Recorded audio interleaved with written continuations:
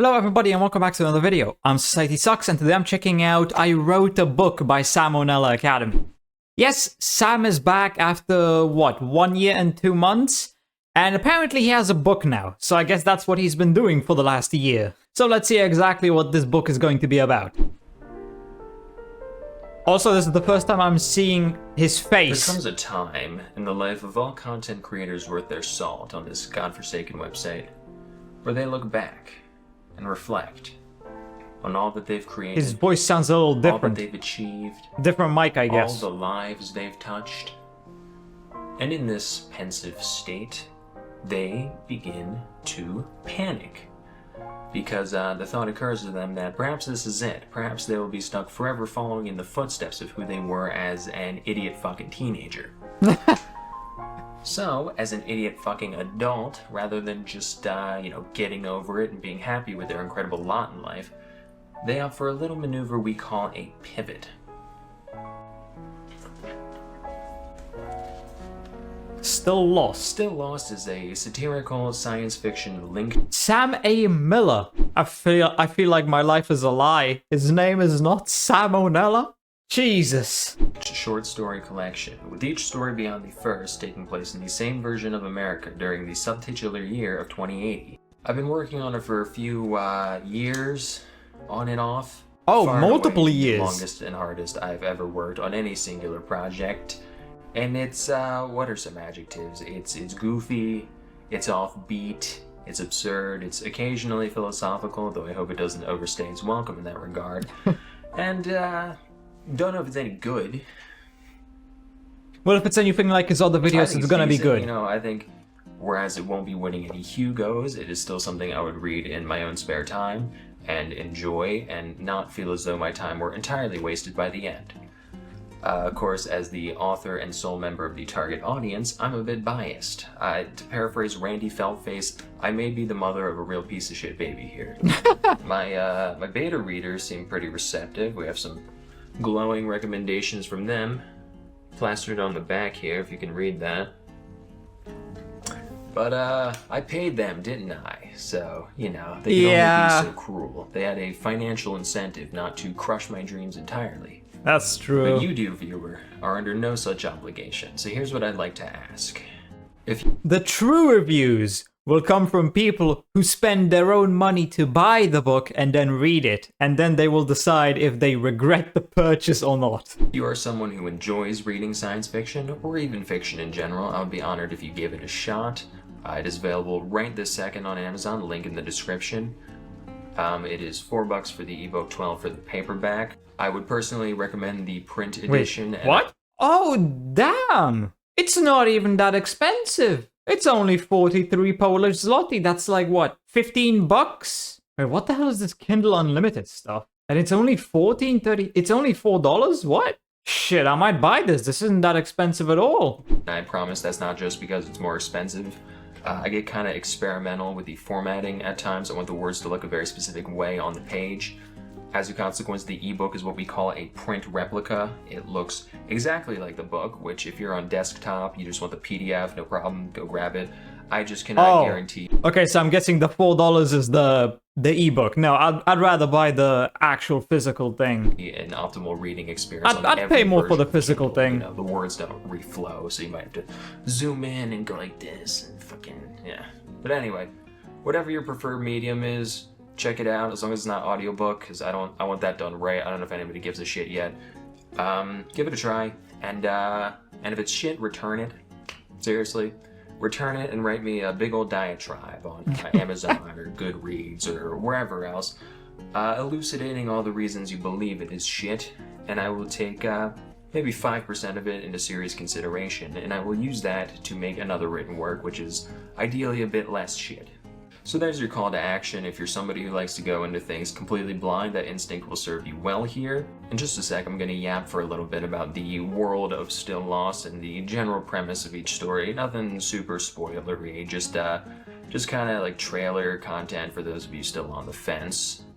That's so a general idea of what it's even about. Conceptions going into it. So if you're already sold, I suggest turning off this video now.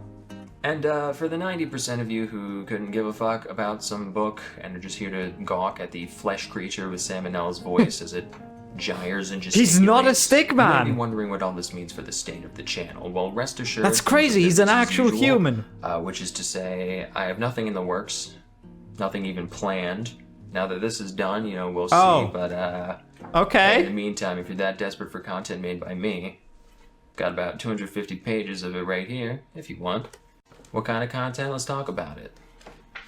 If you're allergic to spoilers, fucking... So, you may have noticed on the bookshelf behind me, some of the books are turned forward. Here, let me just get out of the way for a sec. What the fuck? Why does he have a tail? I've put these books on display not only to hide my massive collection of smut, but also because they're some of my favorite pieces of fiction. Except for this one, I have not read a page, I just wanted you to know that I own it. Like I said, I was the only member of the target audience when I wrote this, but if you're into any of these, you might have similar tastes to me. So let's get into the world I don't think of I've ever Lost. read any of those books. I would not characterize books. it as dystopian. I think, you know, we've had enough of that shit at this point. I will say, I'm disappointed. I don't see a copy of 1984. That is slightly disappointing. Certainly not utopian either, it's just kind of utopian. You know, in some ways it's a bit worse than what we have today, but in other ways it's a bit better, you know?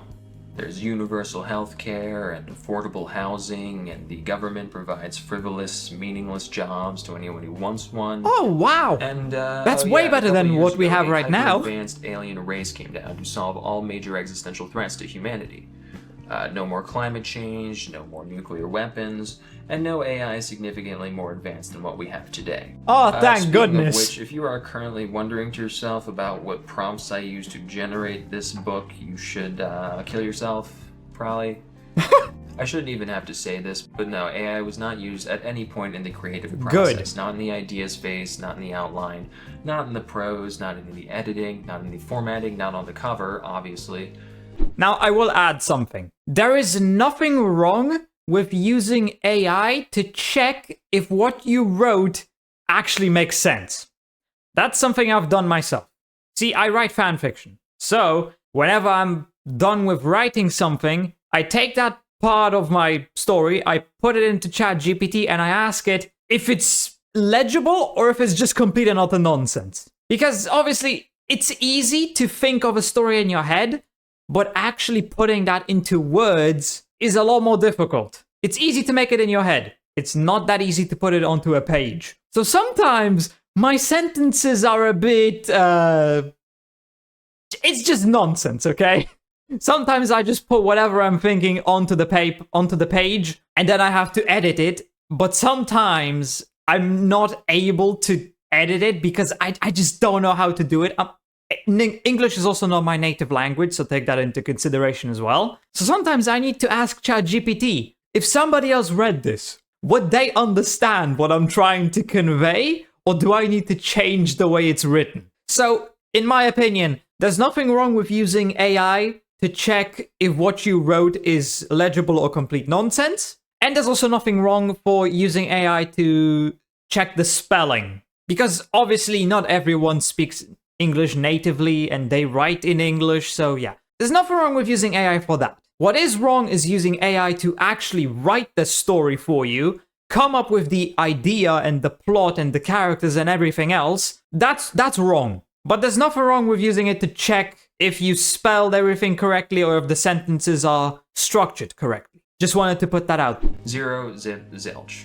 Every word of every sentence is the product of careful deliberation on my part and my part alone. And if it sucks, it is because I am a flawed human being. I do use M dashes in a couple places, and that is because this is a goddamn book. And if you've just learned what an M dash is in the past year or so, I suggest reading more of them. But anyway, the aliens are really just to get you in the door, you know, they only feature I mean, this is also what, his first two book, stories. so After that, obviously they're just kind of there, you know, sometimes there's just don't a expect a God masterpiece. on the street corner, and you walk by, and it summons a hologram of your mom screaming at you, and you're just like, ugh, hate it when they do that. And you get on with your day, you know, it's not a big deal. But all in all, things are simply different in 2080, and people are not any happier whatsoever. Hence the title. No, Okay. the story. So Still Lost contains a whopping 8 stories in total. They're fairly long, short. as I said, this is his first story, so I don't expect a masterpiece. And that's just how writing is. It's like any other skill. You need to keep practicing it to get better. So yeah, first book might not be the best. Second book, it's gonna be a little better. Third book, it's gonna be a little better. And every next book is going to be just that little bit better. Because you obviously gain more experience over the years with everything you write. Short stories. If we go strictly off word count, most of them are technically novelettes, which, you know, allows them to be a little more character driven, do a little more exploration of the world, and have a little more irrelevant bullshit sprinkled into them. Just some filler. Neil Stevenson corner up here that I'm a fan of irrelevant bullshit. I believe that as long as a sequence is interesting or entertaining in its own right, it deserves to exist. As a result, fair amount of unkilled darlings within these pages. If you are a fan of concise, straightforward plots, this might not be the thing for you. Of course, I do try on a few different hats between the stories. You know, some are more genre, some are more literary, some are actiony, some are more thinky. So, you know, there's different things for different tastes in here. You will definitely like some of them. There's something for everybody, basically. Anyway, I'm just going to briefly touch on each one, give you the general premise. This is my head, by the way. It's meh. I hope it's not a deal breaker. You know, I'm just showing it to you now so that you would click on this video and I could sell you something.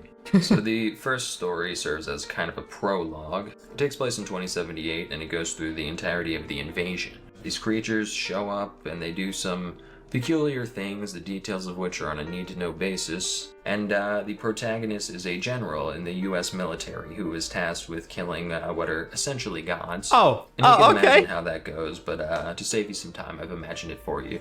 It's not gonna go well, I'm Xenos, guessing. Which is the very creative name these creatures are given. Next one is titled Xenos, which is the very creative name these creatures are given. It stars a graduate student in molecular biology who has recently pivoted into the new field of xenostudies. So she wants to learn more about alien physiology, so naturally she goes to visit a xenoprostitute, and they don't fuck. Alright?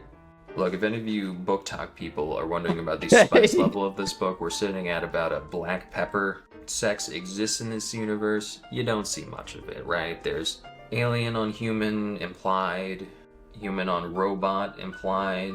There are no laws against aliens and humans. Baboon on baboon. Just like there's no laws against humans in Pokemon. None of that weird human on human shit. Ugh. Yeah, they do say write what you know after all. I've noticed that certain genre authors have this habit of putting lots of sucking and fucking in their book in order to convince themselves and others it's for adults. I did not feel the need to do that, nor did the urge strike me at any time to describe how a woman breasted boobily down the stairs. I do talk about ball sacks a couple of times. I go into a fair amount of detail about the texture and color of men's scrotums on multiple occasions. But that's it. You know, only men objectified in this work, rest assured. So that's the second story. The third one is called Being a Nothingness. It is a loose parody of the 1938 philosophical novel Nausea by Jean-Paul Sartre, which everybody has been asking for. This is definitely one of the more pensive ones. As a result, my beta readers were not big fans. The story also contains a realistic depiction of a panic attack, which at the time of writing, I did not realize had become a cliche, so apologies in advance if that particular mental illness is too played out for you at this point. What else? Nothing wrong with that. This next one's called Eggs for Roman. It is about a baboon that gets human intelligence, and then he gets cyberbullied. After that, sounds interesting. Words, which is just an 8-page discussion about grass and the nature of grass, and blood is spilled. After that is Blood Streams. It's about a guy who goes around killing old people with a sword for fun and profit, and he doesn't learn anything or grow as a person or any kind of stupid shit like that. He just kills and rambles. Okay. And I genuinely think it's one of the stronger works in this collection. Number 7 is called The Prophet. It's about a guy who can predict the future by shoving the entirety of the internet into his head. And because this takes place in the real world, said individual works at a consulting firm. And the protagonist is a CTO of a cybersecurity company who gets a prophecy from this guy and doesn't quite buy it, and some intrigue happens. A little too much intrigue, if you ask me. But, this one got away from This sounds interesting so far. And the last one is mostly fiction, and we'll leave it at that. So if any of that is of any interest to you, please give it a shot. Fuck it, I'll buy it. You're bound to like one of them. Let me know what you think. I will be reading as many reviews as I can and trying my best to not take them extremely personally.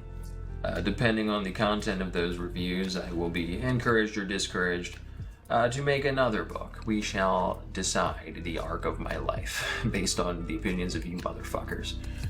Until then, I'll see you on the next thing I'm doing. We'll see what it is. Might be a fucking mural. I don't know, dude. What's next? Carve my name on the moon. And I'm really trying to promote the hell out of this thing. So if you've got a podcast or something, you know, I am kind of hard to get a hold of, and that is by design, but I have set up a business email, which can be found in the front cover of this book. Gotcha, bitch! Okay, so I'm definitely buying the book. Not that it really matters for you, because I'm not gonna record myself reading it. Jesus Christ. That would be a... Fuck. How long would that be? A 20-hour video? I mean, it depends on how many words are actually in the book. Not to mention, I wouldn't read it all in one sitting. And I'd also be taking breaks because I'm trying to enjoy the book, not just speed read through it. But hey, I don't know, maybe I'll make a review.